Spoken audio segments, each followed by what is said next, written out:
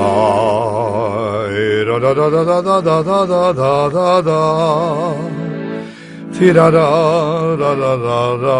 Hey da da da da da da da da da da da da da. Baláde populár.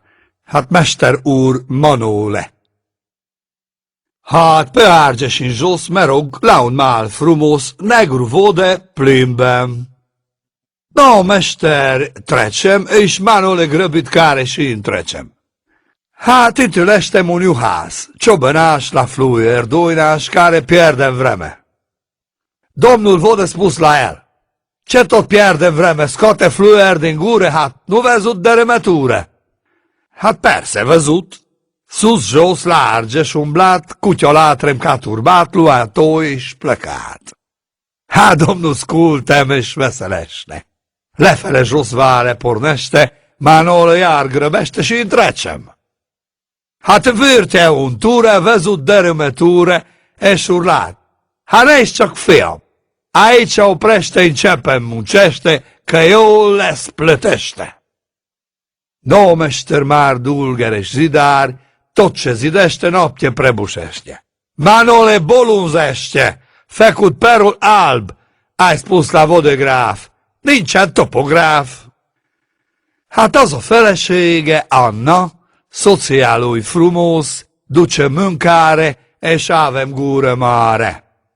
Manóle, mâncare gătește, beutură servește, a senki sohán semmit nimeni nu lucrează, nu muncește.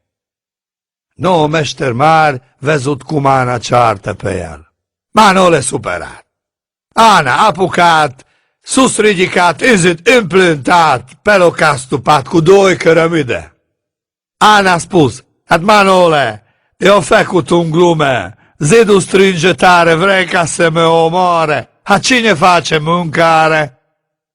Manóle tace, me stupem bine, făcut femeie la el rușine. Ana a stupat, zid terminat, vodă scara luată și cu bani plecat. Na most Manóle sus pe coperiș vrut să scoboare, pe aripile vântului, pe aripile vântului, pe aripile vântului, pe aripile vântului, pe aripile vântului, pe aripile vântului, pe aripile vântului, pe aripile vântului, pe aripile vântului, pe aripile vântului, pe aripile vântului. No! Igaz is, că suntem cool. Hát făcut tatelaj, zburám önpikázs, arip facem sul, tölnyit pământul, nu beut Red Bull, ai crezut că suntem cool. Suntem și un morale. Hát la roman ember, când facem lucrare, plata înainte fără supărare.